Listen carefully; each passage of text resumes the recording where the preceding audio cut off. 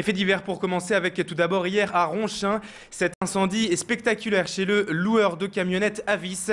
Samedi soir vers 22 h, le feu a détruit 8 véhicules garés sur le parking du loueur. L'origine criminelle semblerait plus que probable puisque les pompiers ont découvert les vitres fracturées et de l'essence à l'intérieur des véhicules. Une habitation située juste à côté de ce parking a un temps été menacée, mais les pompiers ont maîtrisé le feu à temps. Nous étions sur place samedi soir pour vous filmer ces images. Écoutez à propos ce voisin de témoin de l'incendie, on l'écoute. Nous avons entendu des déflagrations. Nous pensions dans un premier temps qu'il s'agissait de jets de pétards ou de feux d'artifice, c'est-à-dire d'enfants, d'adolescents qui jouaient. Et comme nous sommes juste en face de l'agence Avis, ancienne station-service, nous sommes vite aperçus qu'il ne s'agissait pas du tout de ça, mais de camions qui s'embrasaient, qui explosaient les uns après les autres. Et pour terminer dans la rubrique fait divers, un accident de la circulation a provoqué une coupure de gaz hier matin à Roubaix. Vers 4h30 dimanche matin, une voiture est allée s'encastrer dans une façade de maison, coupant ainsi le coffre de gaz d'une usine dans le quartier de la Fosse aux Chênes. Les habitants de cette maison ont été évacués et un périmètre de sécurité a été mis en place. Cet accident a fait un seul blessé, l'un des 3 occupants du véhicule accidenté.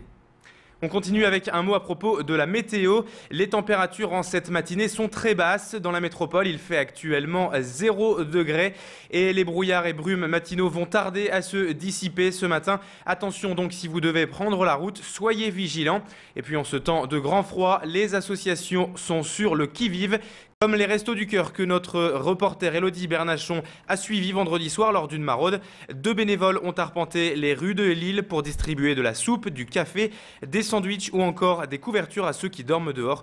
À Lille, des centaines de personnes sont sans abri et avec les températures négatives de ces derniers jours, le risque augmente pour eux. Écoutez quelques-uns de ces sans-abri. Ils expliquent ce que leur apportent les Restos du Cœur. On les écoute donc au micro vendredi soir d'Élodie Bernachon. La convivialité, on peut parler, ouais, des fois ils nous renseignent où qu'on peut aller, quoi. C'est quand même un réchauffement au cœur, parce que tout ce qu'on peut leur demander, s'ils peuvent nous l'apporter, ils nous l'apportent. Et ça nous réchauffe en même temps, parce que vu le temps qu'il fait maintenant, vu la froidure, une bonne soupe bien chaude, ça réchauffe bien. Autre action sociale en cette rude période pour les plus défavorisés. La Banque alimentaire a organisé ce week-end sa grande collecte annuelle. 3000 bénévoles étaient mobilisés dans la région pour recueillir des tonnes de denrées. 85 000 personnes en bénéficient chaque année dans la région et ce chiffre est en constante augmentation.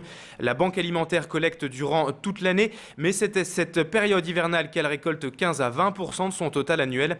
Je vous propose d'écouter Patrick, l'un des bénévoles au micro de Frédéric Fauvoux.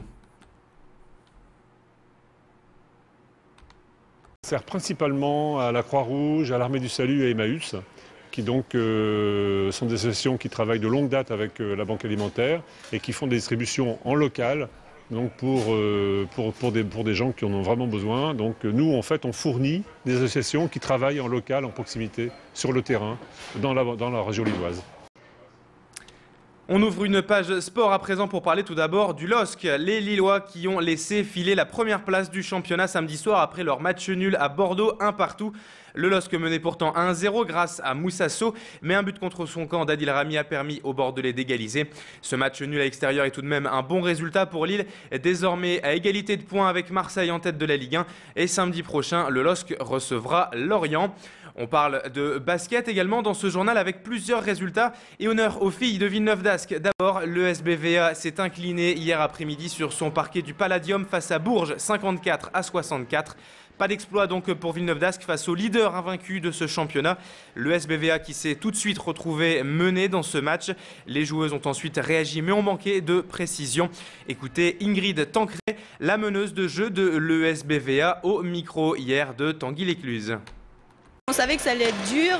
Maintenant, je pense que la première mi-temps, on a prouvé qu'on pouvait rivaliser avec elle. Après, je pense, comme ce qui nous manque en ce moment, de l'adresse.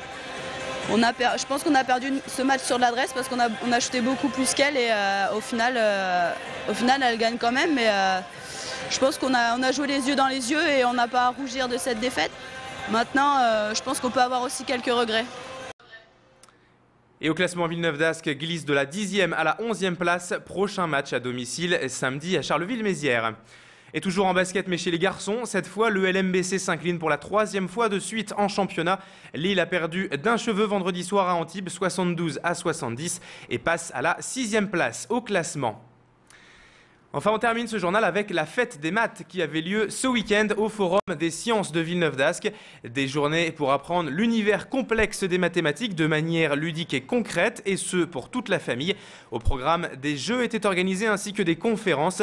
Les visiteurs ont pu ainsi jouer à résoudre des enquêtes policières et mathématiques ou encore des codes secrets. Écoutez les avis recueillis par notre reporter sur place ce week-end. On écoute. Je trouve ça intéressant que ça porte à la réflexion, tout en s'amusant. De manière ludique, voilà, découvrir des jeux mathématiques, des énigmes, voir ça de façon ludique. Toute occasion de découvrir les maths, c'est très bien. C'est la fin de cette édition. Merci à vous de l'avoir suivi. On se retrouve dans un instant pour la météo et le trafic. N'oubliez pas qu'en cette matinée, nous sommes ensemble jusqu'à midi, tous les quarts d'heure en direct pour un nouveau point complet sur l'actualité de votre métropole lilloise. A tout de suite pour la météo et le trafic donc.